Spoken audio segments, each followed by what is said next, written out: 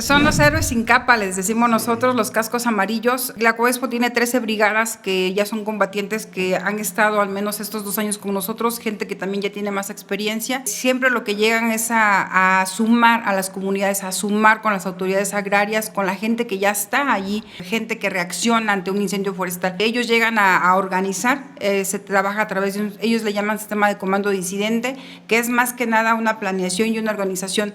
Quién entra, qué actividades hacen, cómo las van a hacer y así también el saber cuántos van a salir, porque es muy importante en un incendio forestal. Yo les he dicho, les comento a los combatientes, si una brigada de 10 entra, una brigada también tiene que salir. Ellos tienen la encomienda de siempre anteponer la integridad física, primero de ellos que llevan a resguardo gente y segundo de toda la gente, de todos los que participan en un incendio forestal.